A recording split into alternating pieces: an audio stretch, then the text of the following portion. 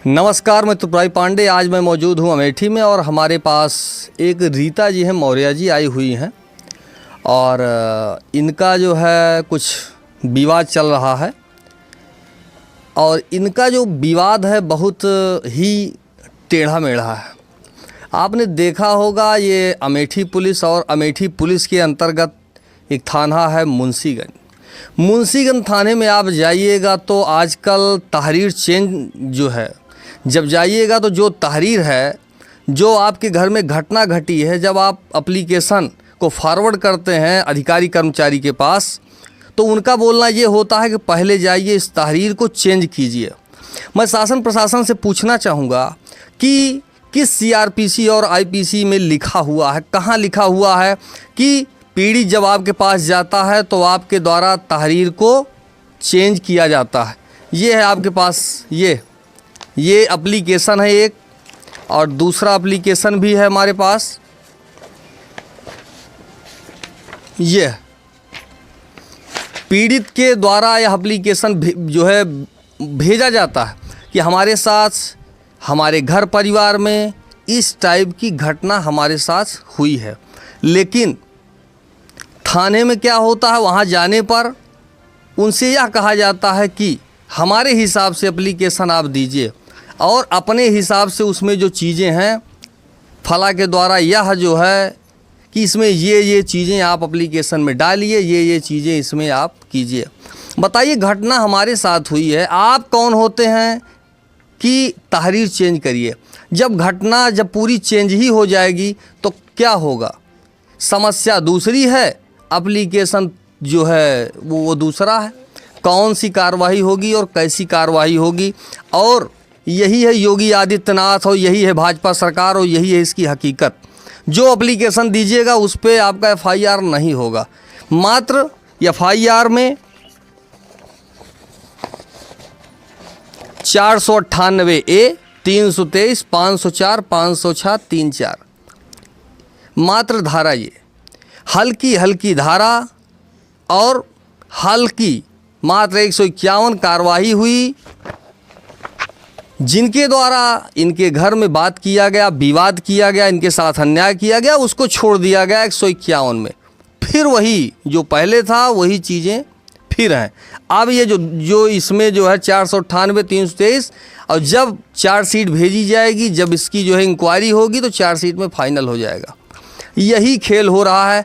Police क्यों अपराधियों के साथ है समझ में आता नहीं है। और पीड़ित को न्याय मिलेगा तो कैसे मिलेगा? ये हैं, आइए इनसे बात करते हैं क्या हुआ था, पूरा जो है क्या है, क्या जो एप्लीकेशन में जो एफआईआर में लिखा हुआ है वही है या कुछ दूसरा मामला है। जो पीड़ित ज़्यादा से ज़्यादा पीड़ित होता है तो वो खोजता है, और हमारे पास जब कोई भी खबर आती है तो कोशिश किया जाता है कि पहले अच्छे से जांच किया जाए, फिर उस जो समाचार है वो फॉरवर्ड किया जाए। आइए जो है बात करते हैं, जो भी है मामला उसके बारे में बताइए। मेरी सास जो है हमेशा मुझे बहुत। नाम आपका क्या है, कौन सा गांव है उसको बता दीजिए। मेरा नाम रीता मौर्य है जी, गांव सायगढ़ हिक्सारा है। मेरी सास हमेशा मुझे टॉर्चर करती है, परेशान करती है। कितने तारीख का मामला है, क्या हुआ था उसको बताइए।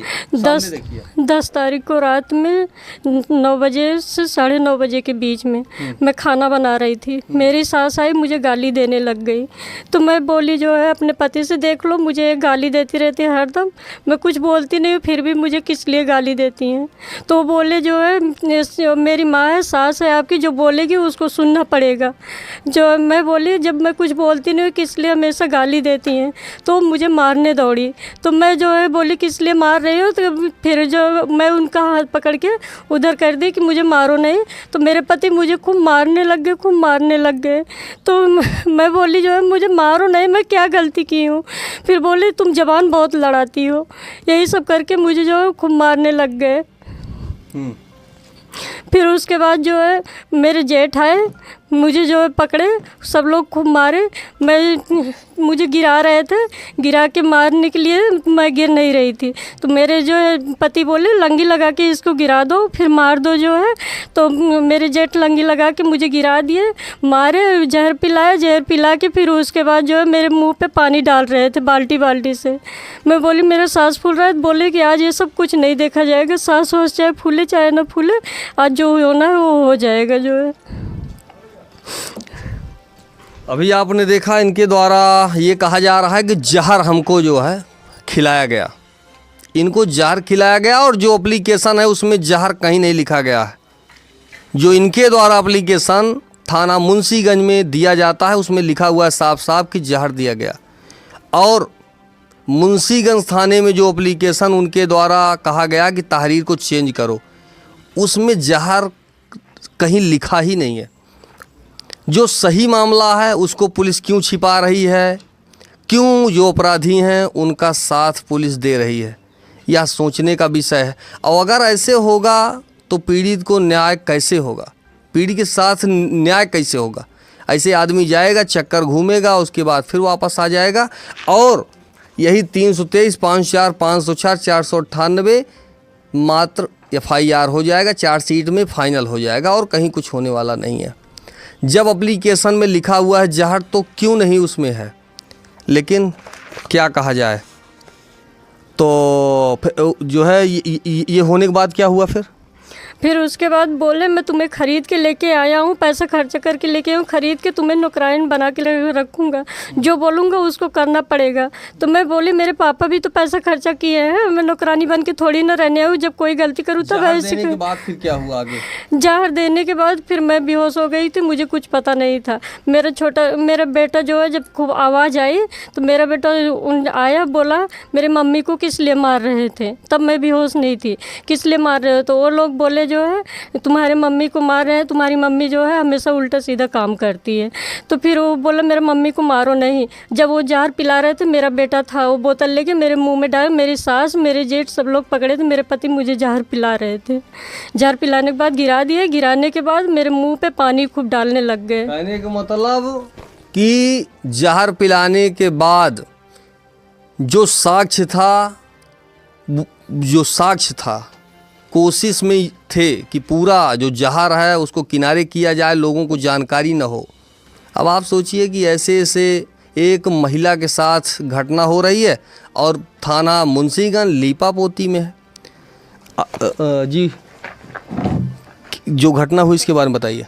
सर मेरा नाम आशीष मौर्य है, मैं रीता का भाई हूँ जी। हमको घटना के बारे में नहीं पता था। मेरा भांजा 6 साल का है, वो बताया हमको कि मामा मम्मी को मारे हैं पापा लोग। और उसके बाद हम कहे क्या हुआ, कह रहे हैं मारे हैं।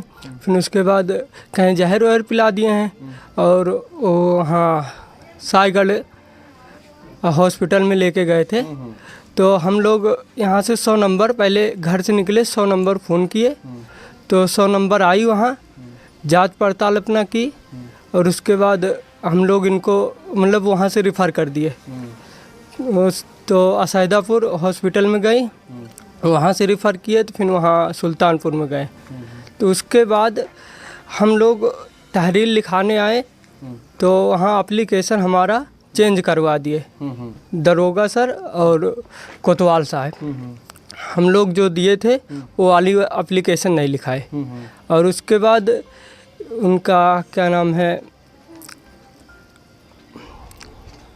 मेडिकल इनका नहीं हुआ, 24 घंटे के बाद किया गया मेडिकल पहले नहीं किया गया, ताकि जब ट्रीटमेंट हो गया उसके बाद मेडिकल हुआ है। हम लोग को ये मतलब इसलिए ट्रीटमेंट होने के बाद किया गया कि ताकि जहर ना निकले उसमें। 24 घंटे के बाद किया गया।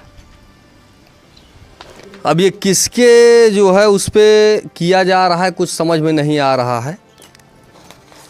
डॉक्टर के द्वारा जो बनाई गई है रिपोर्ट, इसमें साफ साफ लिखा गया है कि पॉइजन दिया गया है, मतलब जहर दिया गया है।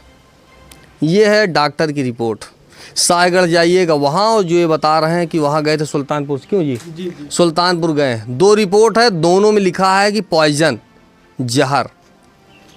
तत्काल इनके द्वारा जब जांच कराई जाती है तो पॉइजन निकलता है और 24 घंटे के बाद जहर जो इनको पिलाया गया था, जहर का काम समाप्त हो गया, डॉक्टर के द्वारा इलाज किया गया। जब ये ठीक हो गई तब दोबारा जिसमें पॉइजन नहीं समझ में आया कि इनको पॉइजन भी दिया गया। क्यों ऐसे किया जा रहा है थाना ये जो मुंशीगंज है उनके द्वारा कुछ समझ में नहीं आता। और पूरा साक्ष्य है, आप देख लीजिए, पूरा रिपोर्ट है इनके पास। अगर चलता रहा तो एक महिला को न्याय मिलेगा तो कैसे मिलेगा जी? सर तो ये सुल्तानपुर हुआ, सायगढ़ हुआ, उसके बाद हम थाने लेके आए थे। तो थाने में रिपोर्ट लिखवाने के लिए तो वहाँ एप्लीकेशन दिए थे। तो उसके बाद तहरीर हमारी चेंज कर दिए गए।